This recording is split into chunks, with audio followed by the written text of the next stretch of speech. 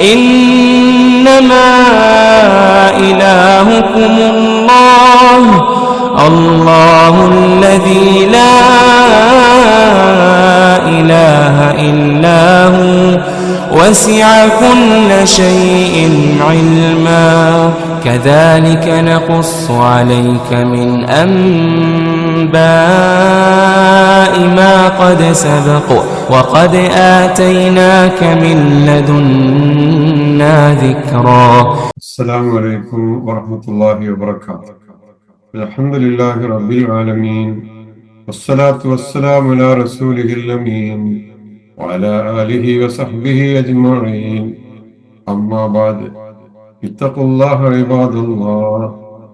يا أيها الذين آمنوا اتقوا الله حق تقاته ولا تموتن إلا وأنتم مسلمون. أعوذ بالله من الشيطان الرجيم. بسم الله الرحمن الرحيم.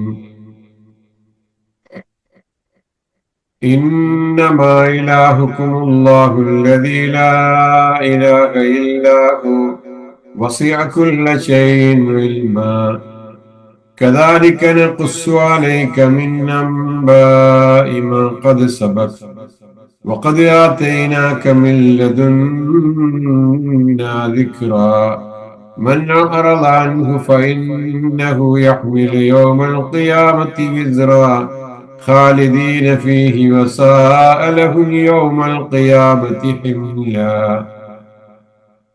ഏറെ ആദരണീയരായ സത്യവിശ്വാസികളെ, വിശ്വാസിനികളെ, സഹോദരി സഹോദരങ്ങളെ,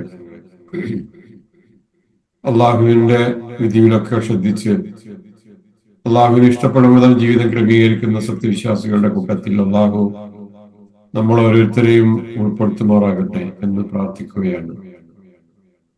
പരിശുദ്ധ ഖുർആനിലെ 20-ാം അധ്യായം സൂറത്ത് താഹയിലെ 41-ാമത് ക്ലാസ്സിൽ ഇന്ന് 98-ാമത്തെ ആയത്ത് മുതലാണ് നമുക്കിന്ന് ഓതി തുടങ്ങാനുള്ളത്. إنما إلهكم الله الذي لا إله إلا هو وسع كل شيء علما. അതാണ് 98-ാമത്തെ ആയത്ത്. നിങ്ങളുടെ ദൈവം അല്ലാഹു മാത്രമാകുന്നു, അവനല്ലാതെ യാതൊരു ദൈവവുമില്ല. അവന്റെ അറിവ് എല്ലാ കാര്യത്തെയും ഉൾക്കൊള്ളാൻ മാത്രം വിശാലമായിരിക്കുന്നു. ഇന്നമ, തീർച്ചയായും ഒരു കാര്യം മാത്രമാണ്, ഒന്ന് മാത്രമാണ്. ഇലാഹുക്കും, നിങ്ങളുടെ ഇലാഹ്, അല്ലാഹു, അല്ലാഹു മാത്രം. നിങ്ങളുടെ ഇലാഹ് അല്ലാഹു മാത്രമാണ്. അല്ലദീ ലാ ഇലാഹ ഇല്ലാ ഹുവ, അഥവാ അവനല്ലാതെ മറ്റൊരു ഇലാഹും ഇല്ല. വസിഅ കുല്ല ശൈഇൻ ഇൽമ, അവന്റെ അറിവ് എല്ലാ കാര്യത്തെയും ഉൾക്കൊള്ളാൻ മാത്രം വിശാലമായിരിക്കുന്നു. വസിഅ, വിശാലമായിരിക്കുന്നു. ഈ ആയത്തിലെയും അടുത്ത ആയത്തുകളുടെയും കൂടെ അർത്ഥം ഒന്നിച്ചാണ് ഇവിടെ കൊടുത്തിട്ടുള്ളത്. 98 മുതൽ 100 വരെയുള്ള ആയത്തുകളുടെ അർത്ഥമാണ് ഇപ്പൊ നിങ്ങൾ കാണുന്നത്. വസിഅ യസഉ സഅത്തുൻ എന്ന് പറഞ്ഞ വിശാലമായിരിക്കുന്നു, വലയം ചെയ്തിരിക്കുന്നു എന്നാണ്. വസിഅ, വലയം ചെയ്തു, വിശാലമായി. നഖുസ്സു എന്നുള്ള ഒരു വാക്ക് വരുന്നുണ്ട് അടുത്ത ആയത്തിൽ. ഖസ്സ യഖുസ്സു ഖസസുൻ, ഞാൻ വിവരിച്ചു തരുന്നു എന്നാണ്. സബഖ എന്നൊരു വാക്ക് വരുന്നുണ്ട്. സബഖ യസ്ബിഖു സബഖുൻ, മുൻ കഴിഞ്ഞു പോയ എന്നാണ് ആ വാക്കിന്റെ അർത്ഥം. ആതൈനാക എന്നുള്ളത് അതാ, ആതാ യുതി ഈതാഉൻ, നാം നിനക്ക് നൽകിയിരിക്കുന്നു എന്നാണ്. അഅറള എന്ന് പറഞ്ഞാൽ തിരിഞ്ഞു കളഞ്ഞു എന്നാണ്. അഅറള യുഅരിളു ഇറാദ്, അങ്ങനെയാണ് ആ വാക്ക് നമ്മൾ പഠിക്കേണ്ടത്. അതേപോലെ യഹ്മിലു എന്നൊരു വാക്ക് വരുന്നുണ്ട്. ഹമല യഹ്മിലു ഹംലുൻ, ഭാരം ചുമക്കുക. ഹമല, ഭാരം ചുമന്നു, ചുമന്നു. യഹ്മിലു, ഭാരം ചുമക്കുന്നു. അവിടങ്ങളിൽ വെച്ച് നമുക്ക് ഒന്നും കൂടെ വിശദീകരിക്കാം, കൃത്യമായി മനസ്സിലാക്കാം. ഈ ആയത്തിൽ എന്താ പറഞ്ഞത്? ഇന്നമാ ഒരു കാര്യം മാത്രമാണ്, ബസ് അള്ളാഹു നിങ്ങളുടെ ഇലാഹുക്കും നിങ്ങളുടെ ഇലാഹായ അള്ളാഹു അവൻ മാത്രമാണ് നിങ്ങൾക്ക് ഇലാഹായിട്ടുള്ളത്. ലാ ഇലാഹ ഇല്ലാഹുവ അവനല്ലാതെ മറ്റൊരു ആരാധ്യനില്ല. അവൻ എല്ലാ അറിവും വിശാലമായി ഉൾക്കൊണ്ടിരിക്കുന്നു, അറിവുള്ളവനാകുന്നു എന്ന് അള്ളാഹുവിനെ അള്ളാഹു പരിചയപ്പെടുത്തുകയാണ്. ലാ ഇലാഹ ഇല്ലല്ലാ എന്ന ഈ സത്യസാക്ഷ്യം, ഈ കലിമത്ത് തൗഹീദ്. നമ്മൾ അള്ളാഹു ഏകനാണെന്ന് സാക്ഷ്യം വഹിക്കുന്നത് എപ്പോഴാണ്? പ്രവാചക സല്ലല്ലാഹു അലൈഹി വസല്ലമ പഠിപ്പിച്ചു തന്നത് കൊണ്ടാണ്. എന്നാൽ അതിനു മുമ്പ് അള്ളാഹു ഏകനല്ലേ? അതെ. അതുകൊണ്ട് അള്ളാഹു തന്നെ അള്ളാഹുവിനെ ഇവിടെ സാക്ഷ്യപ്പെടുത്തിയ ഒരു കാര്യമാണ് എന്ത്? അള്ളാഹു ഏകനാകുന്നു, അവനല്ലാതെ മറ്റൊരു ആരാധ്യനില്ല എന്ന്. ഞാനാണ് ദൈവമെന്ന് അള്ളാഹു പ്രഖ്യാപിച്ചു. പ്രപഞ്ചത്തിൽ മറ്റേതെങ്കിലും ശക്തികളോ വ്യക്തികളോ ഒക്കെ ഞാനാണ് ദൈവം എന്ന് ആരെങ്കിലും വാദിച്ചിട്ടുണ്ടോ? അങ്ങനെ ഒരു അവകാശവാദം ഒരാൾ നേരിട്ട് വന്ന് ഉന്നയിക്കുകയാണെങ്കിൽ അത് നമുക്ക് സമ്മതിച്ചു കൊടുക്കാമായിരുന്നു. പക്ഷെ എതിരാളികളില്ല.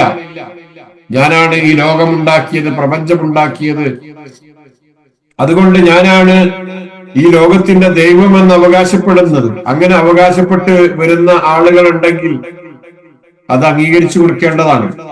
നമുക്കൊരു സാധനം വീട് കിട്ടിയാൽ ഉടമസ്ഥനെ നമ്മൾ അന്വേഷിക്കും.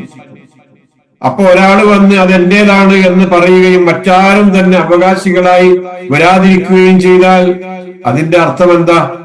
ആ സാധനം അയാളുടേതാണ് എന്നാണല്ലോ. അപ്പൊ ഇവിടെ ആരും ഒരു എതിർപ്പുമായി വരുന്നില്ല. ഈ ഒരു ആ വാദം പറയുമ്പോ ഞാനാണ് അള്ളാഹു, ഞാനാണ് ആരാധ്യൻ എന്ന് പറയുമ്പോ വേറൊരു ദൈവം ഇവിടെ പ്രത്യക്ഷപ്പെട്ടു വരാൻ ആരും തന്നെ ഇല്ല. ഇത് പറയുന്ന സന്ദർഭം ഏതാണ് എന്ന് നിങ്ങൾ ഓർമ്മയിലുണ്ടാകും.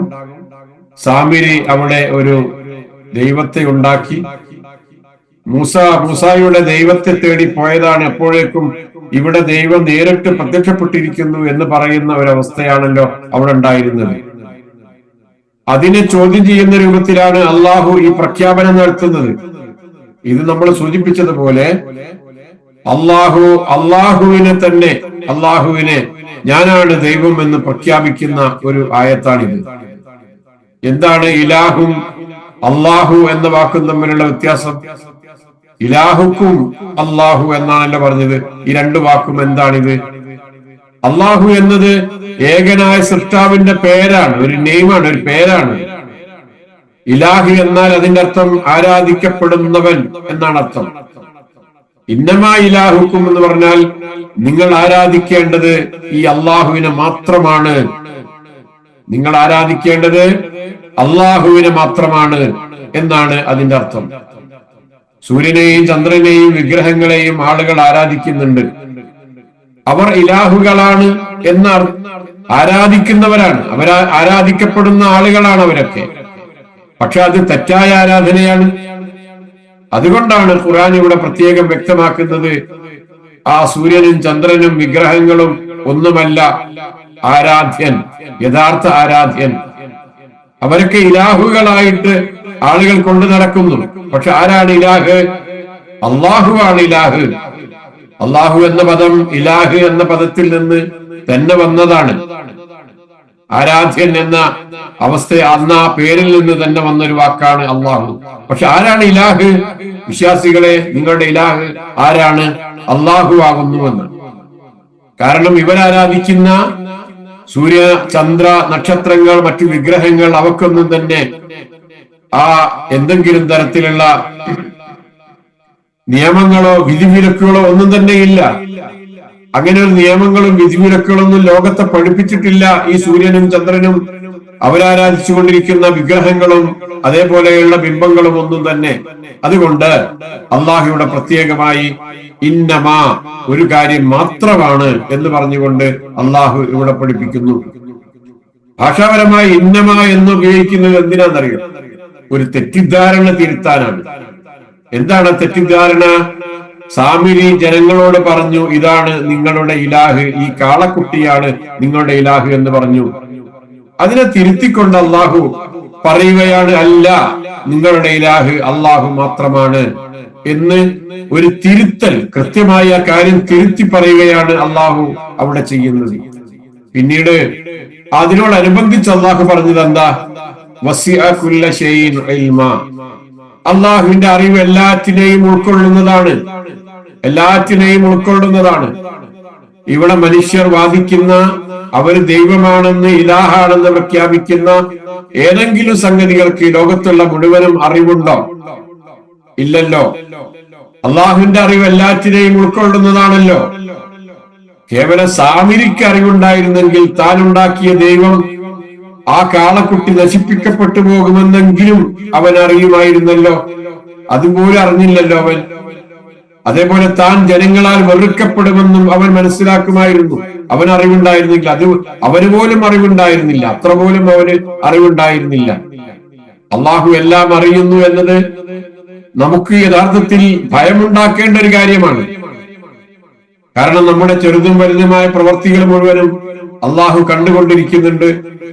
നമ്മുടെ ഏത് പാപങ്ങളും അള്ളാഹു അറിയുന്നുണ്ട് എന്ന ഒരു തിരിച്ചറിവ് നമ്മളെ ഭയപ്പെടുത്തേണ്ട ഒരു കാര്യമാണല്ലോ യഥാർത്ഥത്തിൽ.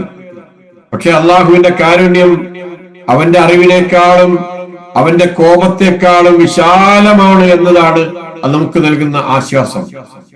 അള്ളാഹുവിന്റെ കോപത്തെക്കാൾ, അള്ളാഹുവിന്റെ അറിവിനേക്കാൾ, അതിനേക്കാളും വലിയ വിശാലതയിലാണ് അള്ളാഹു കാരുണ്യം കാണിക്കുന്നത് എന്ന് അള്ളാഹു പറഞ്ഞിട്ടുണ്ട്. അതാണ് പിന്നെ നമ്മുടെ മുമ്പിലുള്ള ഒരു ആശ്വാസം എന്ന് പറയുന്നത്. ഒന്നും കൂടെ നമ്മൾ നോക്കുക. നിയമങ്ങളില്ലാത്ത, വിധികൾ കൽപ്പിക്കാത്ത ഈ ദൈവങ്ങളെയാണ് നിങ്ങൾ ആരാധിക്കുന്നതല്ലേ? വളരെ എളുപ്പമാണല്ലോ ഇങ്ങനെ. ഈ ദൈവങ്ങളെ ആരാധിച്ചാൽ നിങ്ങളോട് ഒരു നിയമം പറയാൻ പോകുന്നില്ല അവർ, ഒരു വിധിയും നിങ്ങളുടെ മുമ്പിൽ പുറപ്പെടുവിക്കാൻ പോകുന്നില്ല, ഒന്നും അറിയണ്ടല്ലോ. എത്ര എളുപ്പ കാര്യങ്ങൾ. അപ്പൊ അതുകൊണ്ടാണ് ഇങ്ങനെയുള്ള അവരായിട്ട് പ്രത്യേകിച്ച് എന്തെങ്കിലും നിയമങ്ങളോ കാര്യങ്ങളോ ഒന്നും മനുഷ്യരുടെ മുമ്പിൽ പ്രഖ്യാപിക്കുന്നില്ല എന്നതിന്റെ പേരിലാണ് ഈ ആളുകൾ ഈ മിണ്ടാപ്രാണികളായ, മിണ്ടാത്ത ഈ വിഗ്രഹങ്ങളുടെ മുമ്പിൽ ചെന്ന് ആരാധനകൾ നടത്തുന്നത് എന്ന് നമ്മൾ മനസ്സിലാക്കുക. അങ്ങനെ ഒരു മാർഗരേഖ അവർക്ക് ലഭിച്ചിട്ടില്ല. അവരുടെ മുമ്പിൽ ഈ വിഗ്രഹങ്ങളോ അവരാരാധിക്കുന്ന ഈ വസ്തുക്കളോ ഒന്നും വെക്കുന്നില്ല. അങ്ങനെ ഒരു മാർഗരേഖ അനുസരിക്കാൻ അവർക്ക് ബാധ്യസ്ഥരല്ല. അതുകൊണ്ട് ആ ഒരു എളുപ്പത്തിന് വേണ്ടിയിട്ടാണ് ഇവിടെ യഥാർത്ഥത്തിൽ ഇത്തരത്തിലുള്ള വിഗ്രഹാരാധനയുടെ പിന്നാലെ ആളുകൾ പോകുന്നത് എന്നാണ് പിന്നീട് പണ്ഡിതന്മാർ അതിനെ വിശദീകരിച്ചു പോകുന്നത്. നമ്മളവിടെ കൂടുതൽ പറയേണ്ടതില്ല. അള്ളാഹു അത് ക്ലിയർ ആക്കുകയാണ്.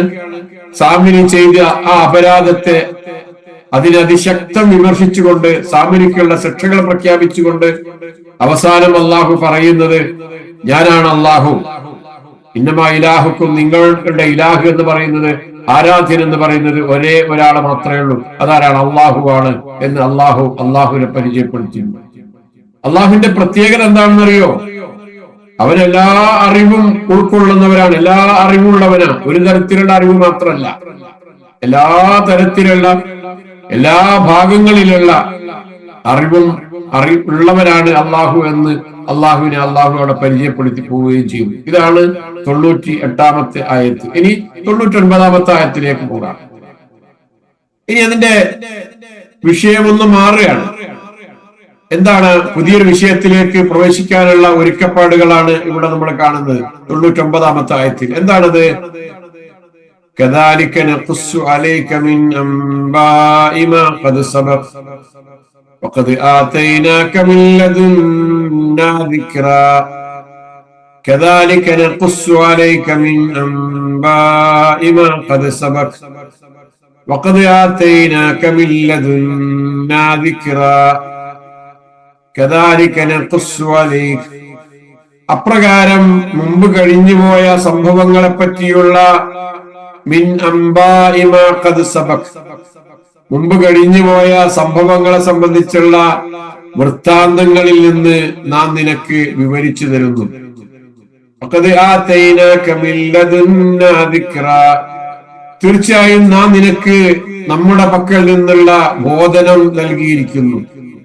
കദാലിക, അപ്രകാരം, നഖുസ്സു, നാം വിവരിച്ചു തരുന്നു, അലൈക, താങ്കൾക്ക്, മിൻ അംബാഇ വൃത്താന്തങ്ങളിൽ നിന്ന്, വിവരങ്ങളിൽ നിന്ന്, നബഉൻ അംബാഉൻ മാ ഖദ് സബക കഴിഞ്ഞുപോയ സംഭവങ്ങൾ, വഖദ് തീർച്ചയായും ആതൈനാക നാം നിനക്ക് നൽകിയിരിക്കുന്നു, മിൻ ലദുന്ന നമ്മുടെ അടുക്കൽ നിന്ന്, ദിക്റൻ ദിക്ർ നൽകിയിരിക്കുന്നു, ബോധനം നൽകിയിരിക്കുന്നു. മനസ്സിലായല്ലോ?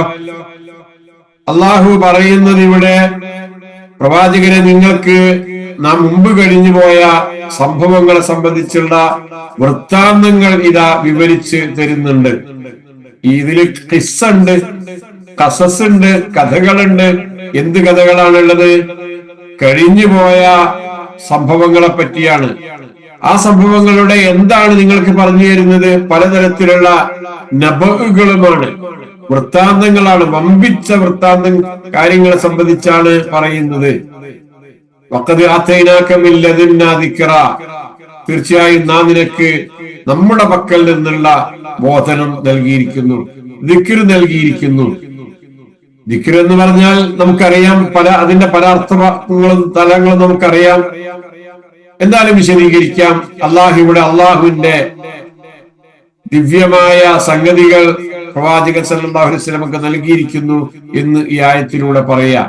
നഖ്സു അലൈക നാം നിനക്ക് വിവരിച്ചിരുന്നു, അംബാവൻ വർത്തമാനങ്ങൾ, വൃത്താന്തങ്ങൾ, സബക്ക മുൻകഴിഞ്ഞു പോയി, ദിക്റുൻ ഉത്ബോധനം അല്ലെങ്കിൽ ഖുർആൻ, മുൻകാല ചരിത്രങ്ങൾ പറഞ്ഞു കൊടുക്കുന്നതിനെ സംബന്ധിച്ചുള്ള കാര്യങ്ങളാണ് ഈ ആയത്തുകളിലുള്ളത് എന്ന് ഈ ആയത്തിൽ പറയുന്നത് എന്ന് മനസ്സിലായല്ലോ. ഖുർആനിലെ ഖസസുകൾ എന്താണ്? കഥകൾ എന്താണ്? ഖുർആനിൽ ഖസസ് എന്ന ഒരു അധ്യായം തന്നെയുണ്ടല്ലോ. ചരിത്രം എന്നാണ് അതിന്റെ അർത്ഥം, അല്ലേ? താരീഖ് എന്നാൽ സംഭവങ്ങളെ കാലഘട്ടവുമായി ബന്ധിപ്പിക്കലാണ്. എന്നാൽ ഖുർആനിൽ പറയുന്ന ഖസസ് എന്ന് പറയുന്നത്, കഥകൾ എന്ന് പറയുന്നത് വെറും ചരിത്രമല്ല. ചരിത്രം എന്ന് പറയുന്നത് പല സംഭവങ്ങളെയും പല കാലഘട്ടങ്ങളുമായി ബന്ധിപ്പിക്കുന്ന ഒരു ഏർപ്പാടാണ്. എന്നാൽ ഖുർആൻ പറയുന്ന ഖസസ് എന്ന് പറയുന്നത് വെറും ചരിത്രം മാത്രം പറയുകയാ അല്ല ചെയ്യുന്നത് എന്നാണ്. ഖസസ് എന്ന പേര് അത് ഉദ്ദേശിക്കുന്നത് കാൽപ്പാടുകളെ പിന്തുടരുക എന്നാണ് അതിന്റെ അർത്ഥം. നടന്ന സംഭവങ്ങളെ അണുവിട വ്യത്യാസമില്ലാതെ സത്യസന്ധമായി പിന്തുടരുന്നത് കൊണ്ടാണ് ഖുർആനിലെ കഥകളെ അള്ളാഹു തന്നെ പരിചയപ്പെടുത്തിയത് അഹ്സനുൽ ഖസസ് ആണ് ഖുർആനിലുള്ളത് എന്ന്. പല ആളുകളും കഥകൾ പറയാറുണ്ട്. ആ കഥകൾ മുഴുവനും ശരിയായിക്കൊള്ളണമെന്നില്ല. കെട്ടുകഥകളും ഉണ്ടാകും, അത് ചമഞ്ഞെടുത്ത കഥകളും ഉണ്ടാകും, കെട്ടിച്ചമച്ചെടുത്ത കഥകളും ഉണ്ടാകും. എന്നാൽ പരിശുദ്ധ ഖുർആനിലെ ഖസസുകൾ എന്ന് പറയുന്നത്, കഥകൾ എന്ന് പറയുന്നത്, യൂസുഫ് നബി അലൈഹി ഇസ്ലാമിയുടെ കഥയുണ്ട്, യഅ്ഖൂബ് നബി അലൈഹി ഇസ്ലാമിയുടെ കഥയുണ്ട്, ആദം നബി അലൈഹി ഇസ്ലാമിയുടെയും നൂഹ് നബി അലൈഹി ഇസ്ലാമിയുടെയും സ്വാലിഹ് നബിയുടെയും ഹൂദ് നബിയുടെയും ലൂത്ത് നബിയുടെയും ഇബ്രാഹിം നബിയുടെയും അദ്ദേഹത്തിന്റെ സന്തതികളുടെയും ഒക്കെ കഥകളുണ്ട് ഖുർആനിൽ. പക്ഷെ ആ കഥകളുടെ ഒക്കെ പ്രത്യേകത എന്താണ്? ആ കഥകളാണ് അഹ്സനുൽ ഖസസ്. ഏറ്റവും നല്ല കഥകൾ എന്ന് വിളിക്കപ്പെടുന്നത് അത്തരത്തിലുള്ള കഥകളെയാണ്. ഖുർആനിലെ ഏറ്റവും നല്ല സംസാരം എന്ന് അള്ളാഹു പറഞ്ഞു, അഹ്സനുൽ ഹദീസ് എന്ന് പറഞ്ഞു. അതേപോലെ ഖുർആനിലുള്ള കഥകളെയും അള്ളാഹു പറഞ്ഞത് എന്താണ്? അതിലുള്ളത് ഏറ്റവും അഹ്സനുൽ ഖസസ് ആണ്, ഏറ്റവും നല്ല കഥകളാണ് എന്നാണ്. എന്താണ് ഇതിന്റെ ലക്ഷ്യം? ഈ കഥകൾ പറയുന്നതിന്റെ, ഖസസ് പറയുന്നതിന്റെ ലക്ഷ്യം എന്താണ്? മനുഷ്യന്റെ ഭാവനയിൽ വിരിയുന്ന കഥകൾ വിനോദത്തിന് വേണ്ടിയാണെങ്കിൽ ഖുർആനിലെ കഥകൾ ഗുണപാഠം ഉണ്ടാകുന്നതിനാണ്. ഇബ്റത്തെന്നാണ്. ഇഹലോകത്തും പരലോകത്തും മനുഷ്യനെ രക്ഷിക്കുന്നതിനും വേണ്ടിയുള്ള കഥകളാണ് പറയുന്നത്. അത്തരത്തിലുള്ള ചരിത്രങ്ങളാണ് ഖുർആൻ പറയുന്നത്. ഒരു ചരിത്രം അല്ലാഹു ഒരു സൂറത്തിൽ മാത്രമാണ് പറയുന്നത് അല്ല, ആവർത്തനങ്ങളുണ്ട്. ഒരേ കഥ പല സ്ഥലങ്ങളിലായി പറയുന്നത് എന്തിനാണ്? ആവർത്തിക്കുന്നത് എന്തിനാണ്?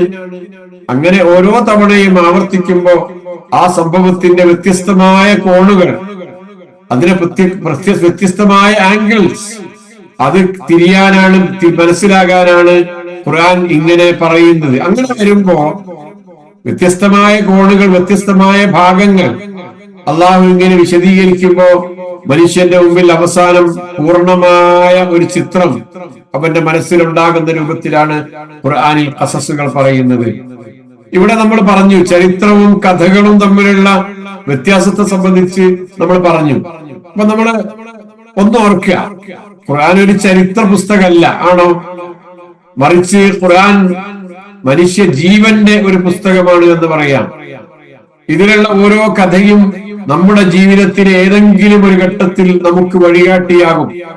ഇതിലെ കഥകൾ എന്തിനാ നമ്മൾ പഠിക്കുന്നത്, കേൾക്കുന്നത്? നമ്മുടെ ജീവിതത്തിന്റെ എപ്പോഴെങ്കിലും ആ കഥകൾ നമുക്ക് വഴികാട്ടിയാകാൻ സാധ്യതകളുണ്ട്, അതിനുള്ള അവസരങ്ങളുണ്ട്. സാമിരിയുടെ കഥ തന്നെ നമ്മെ പഠിപ്പിക്കുന്നത് എന്താണ്? ആൾക്കൂട്ടത്തിന് പിന്നാലെ പോകാതെ സത്യത്തിന് പിന്നാലെ പോകണമെന്ന് നമ്മളെ പഠിപ്പിക്കുന്നുണ്ട്. കാരണം സാമിരി ആൾക്കൂട്ടത്തിന്റെ ആഗ്രഹങ്ങൾ പ്രതീക്ഷിച്ചുകൊണ്ട്, അവരുടെ ഇഷ്ടം പ്രതീക്ഷിച്ചുകൊണ്ട് പലതും അവിടെ കാട്ടിക്കൂട്ടുകയുണ്ടായി. പക്ഷെ അവസാനം അയാൾക്ക് എന്താ സംഭവിച്ചത്? ആളുകൾ മുഴുവനും വെറുത്തു. അവൻ തന്നെ പറയുന്നു, എന്നെ തുടരുത്, എന്നെ തുടരുത് എന്ന് പറഞ്ഞുകൊണ്ട് ആളുകളിൽ നിന്ന് ഒഴിഞ്ഞു മാറി അവസാനം വനത്തിലേക്ക് പോയി, കാട്ടിലേക്ക് പോയി. അവിടെയാണ് അവന്റെ ജീവിതം. വന്യമൃഗങ്ങളുടെ കൂടെ ജീവിക്കേണ്ട അവസ്ഥയാണ് അവനെ സംബന്ധിച്ചിടത്തോളം വന്നത് എന്നൊക്കെ പറയുന്നുണ്ടല്ലോ. അപ്പൊ അതാണ് നമ്മളെ പഠിപ്പിക്കുന്ന ഒരു പാഠം. ആളുകൾ എന്ത് പറയുന്നു? ആൾക്കൂട്ടത്തിന് പിന്നാലെ പോവുകയാണ് ചെയ്യേണ്ടത്, അല്ല സത്യത്തെയാണോ നമ്മൾ പിന്തുടരേണ്ടത് എന്ന ചോദ്യത്തിന് ഉത്തരം നമുക്ക് സാമിരിയുടെ കഥയിൽ കിട്ടും. ഇങ്ങനെ ഓരോ കഥകളും അള്ളാഹു ഇവിടെ എടുത്തു പറയുമ്പോൾ നമ്മൾ അങ്ങനെയാണ് ഓർക്കേണ്ടത് എന്നാണ്. ഒരു കാര്യം കൂടെ നമ്മൾ ഈ ആയത്തിന്റെ പശ്ചാത്തലത്തിൽ മനസ്സിലാക്കേണ്ടതുണ്ട്. എന്താണെന്നറിയോ? അള്ളാഹു എല്ലാം അറിയുന്നവനാണ് എന്ന് പറഞ്ഞല്ലോ. അങ്ങനെ നമ്മൾ കേൾക്കുമ്പോ നമുക്കവിടെ നേരത്തെ പറഞ്ഞതുപോലെ ഒരു ഭയപ്പാടിന്റെ അംശമല്ല വരേണ്ടത്. അതോട് കൂടെ അള്ളാഹുവിന്റെ കാരുണ്യവും എല്ലാം ഉൾക്കൊള്ളുന്നവനാണ്. ആ നിലക്ക് അള്ളാഹുവിന്റെ കാരുണ്യം ഉൾക്കൊള്ളുന്ന വചനങ്ങളുള്ള ഒരു മഹത്തായ ഗ്രന്ഥവും പ്രവാചകരെ നിങ്ങൾക്ക് നൽകിയിട്ടുണ്ട് എന്ന സൂചനകൾ നമുക്കവിടെ മനസ്സിലാക്കാൻ സാധിക്കണം. പ്രവാചകന് എന്തിനാണ് ഇങ്ങനെ കഥകൾ പറഞ്ഞു കൊടുക്കുന്നത്? അള്ളാഹു നിങ്ങൾക്ക് ഇങ്ങനെ കഥകൾ പറഞ്ഞു തരുന്നു എന്ന് പറഞ്ഞില്ല. എന്തിനാണ് പ്രവാചകന് ഈ കഥകളുടെ ആവശ്യം എന്താണ്? ചരിത്രങ്ങളുടെ ആവശ്യം എന്താണ്? പ്രവാചക ജീവിതത്തിൽ നേരിടേണ്ടി വരുന്ന പ്രതിസന്ധികൾ, ആ പ്രതിസന്ധികളിൽ അദ്ദേഹത്തിന്റെ മനസ്സിനെ ഉറപ്പിച്ചു നിർത്താൻ ആണ് അള്ളാഹു മുൻകഴിഞ്ഞ പ്രവാചകന്മാരുടെ അനുഭവങ്ങൾ വിവരിച്ചു കൊടുക്കുന്നത്. സൂറത്ത് ഹൂദിൽ ഇതേ രൂപത്തിലുള്ള ഒരു ആയത്തുണ്ട്. എന്താണത്?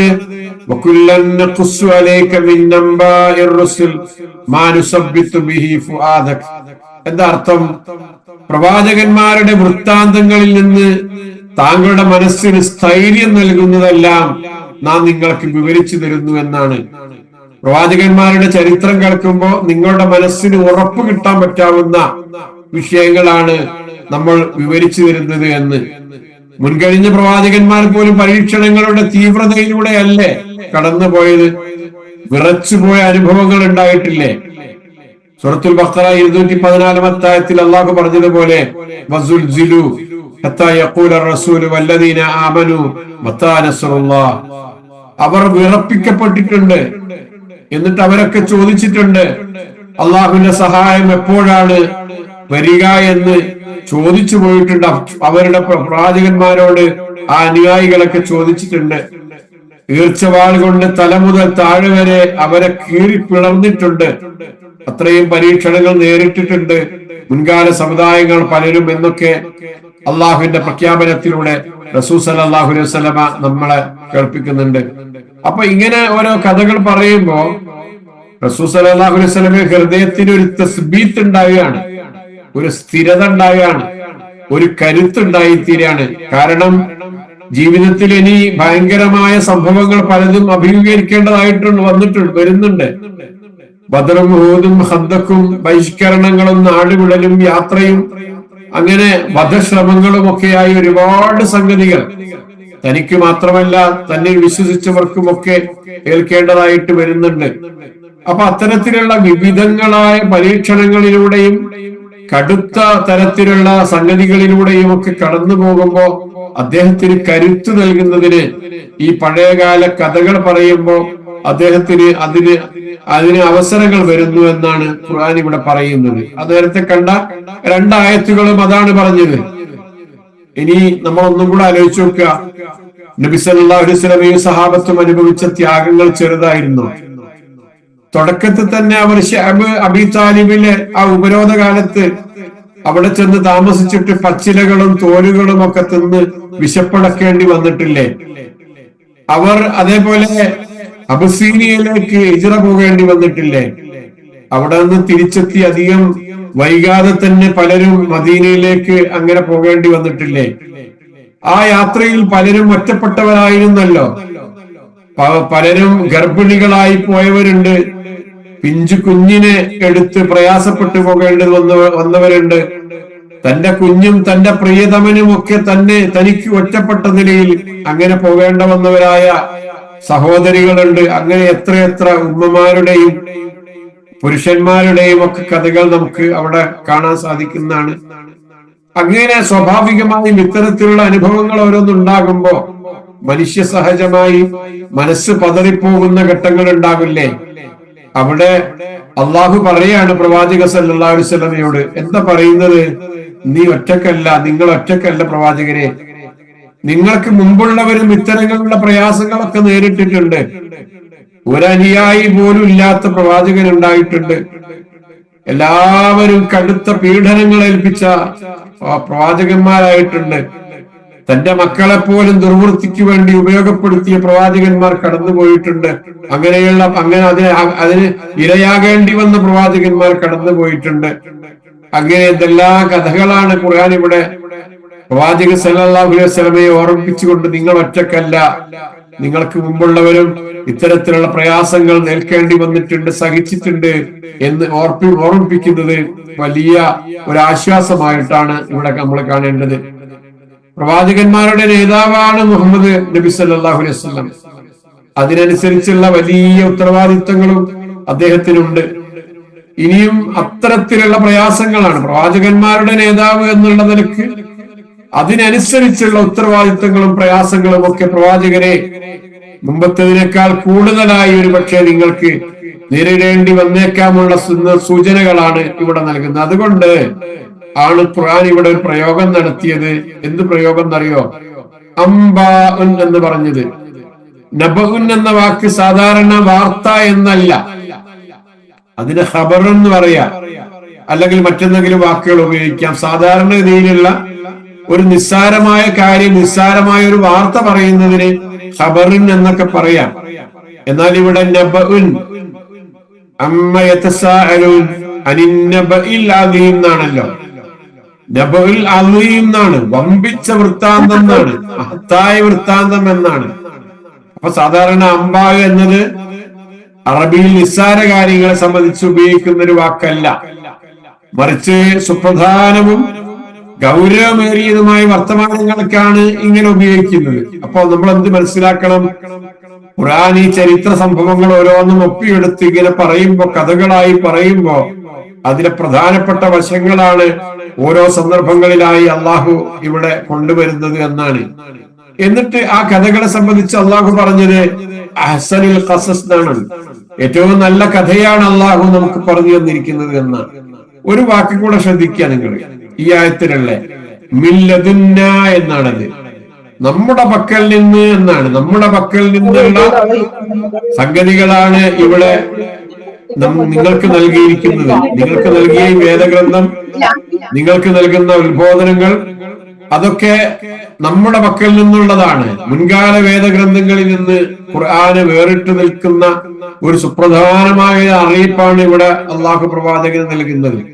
എന്താ കാര്യം? മുൻകാല പ്രവാചകന്മാർക്ക് അള്ളാഹു തന്നെയല്ലേ വേദങ്ങൾ നൽകിയത്? ശരിയാണ്. പക്ഷെ അത് ആശയരൂപത്തിൽ അത് അവതരിക്കുകയും പിന്നീട് അവരുടെ അനുയായികളോ അവരുടെ സ്വന്തം വാക്കുകളിൽ തന്നെ അത് എഴുതി സൂക്ഷിക്കുകയൊക്കെ ചെയ്യുന്ന അവസ്ഥകളൊക്കെ അവരുടേതായ രൂപത്തിൽ അതിന് മാറ്റം വരുത്തപ്പെട്ട ഒരു രൂപമുണ്ടായിട്ടുണ്ട്. അതുകൊണ്ട് അള്ളാഹു പ്രത്യേകം എടുത്തു പറയുന്നത് ഈ ഖുർആൻ അങ്ങനെയല്ല, അത് അള്ളാഹുവിൽ നിന്ന് നേരിട്ട്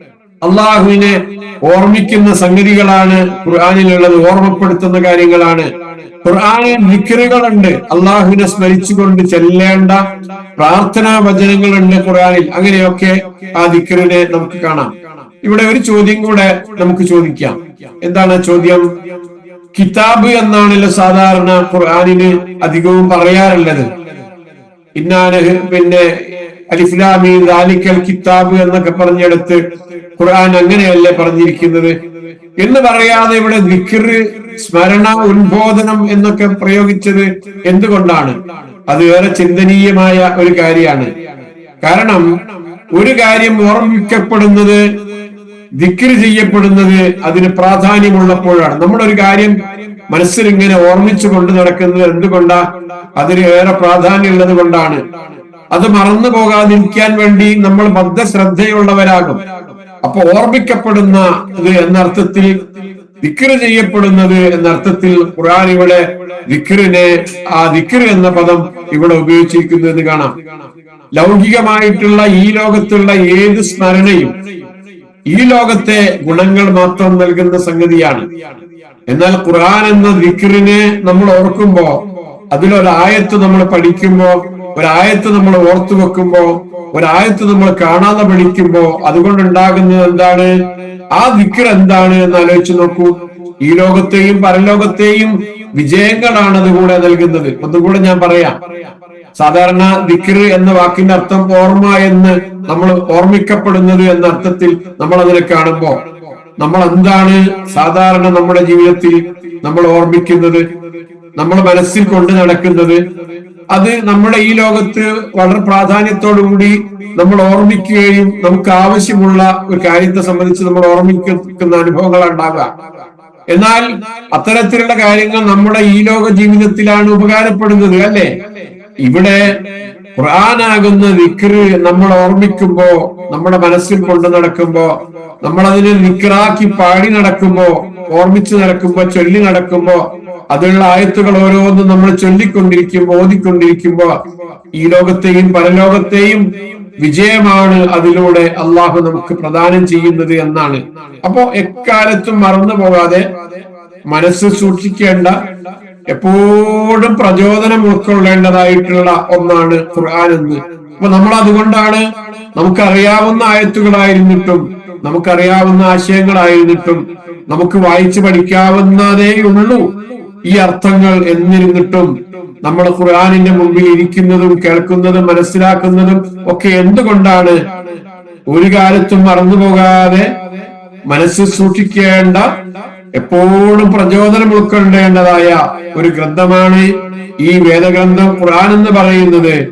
അത് ഓർമ്മിക്കപ്പെടേണ്ട ഒരു സംഗതിയാണ്, ഒരു ദിക്റുകളാണ്. ഖുർആൻ ദിക്ർ എന്നാണ് ഇതിനെ സംബന്ധിച്ച് പറഞ്ഞിരിക്കുന്നത്.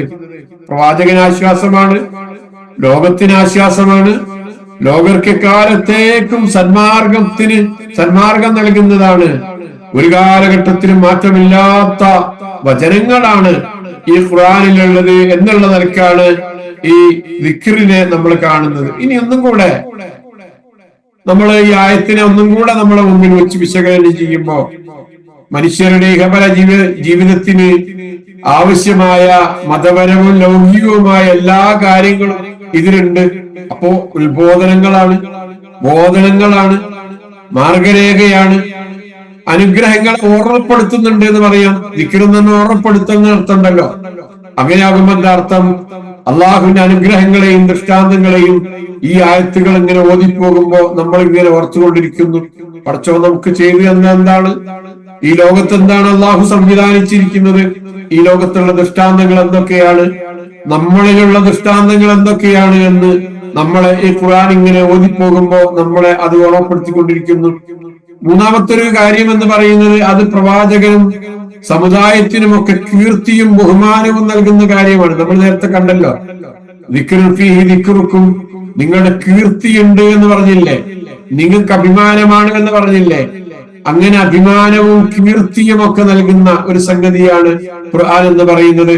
നമ്മൾ ബഹുമാന പുരസ്സരം കൊണ്ടു നടക്കുന്ന, നമ്മൾ ബഹുമാന പുരസ്സരം സൂക്ഷിക്കുന്ന, നമ്മൾ ബഹുമാനത്തോടെ മാത്രം എടുത്തുകൊണ്ട് പാരായണം ചെയ്യുന്ന ഈ വേദഗ്രന്ഥം പ്രവാചകൻ സല്ലല്ലാഹു അലൈഹി വസല്ലമക്കും സമുദായത്തിനുമൊക്കെ ഏറെ കീർത്തി നൽകുന്ന, ബഹുമാനം നൽകുന്ന ഒരു ഗ്രന്ഥമാണ് എന്ന് ഈ ദിക്ർ എന്ന വാക്കിന്റെ അർത്ഥം നമ്മൾ ഇങ്ങനെ വ്യത്യസ്തമായി പരിശോധിച്ചുകൊണ്ട് അഭിമാനത്തോടു കൂടി നമുക്ക് പറയാൻ കഴിയുന്ന ഒരു വാക്ക് കൂടിയാണ് 100-ാമത്തെ ആയത്തിന്റെ അവസാനത്തെ വാക്കിൽ മില്ലദുന്നാ ദിക്റ, നമ്മിൽ നിന്നുള്ള ദിക്റാണ് നിങ്ങൾക്ക് നൽകിയിരിക്കുന്നത് പ്രവാചകരെ എന്ന് അള്ളാഹു ഓർമ്മപ്പെടുത്തിയതിലൂടെ നമുക്ക് മനസ്സിലാക്കാൻ സാധിച്ചിരിക്കുന്നത് എന്നും കൂടെ പറഞ്ഞിട്ട് നമുക്ക് ആ ഭാഗം ഇവിടെ അവസാനിപ്പിക്കാം. ഇൻഷാ അല്ലാഹ് 99-ാമത്തെ ആയത്തിന്റെ അവസാനം, 100-ാമത്തെ അല്ല, 99-ാമത്തെ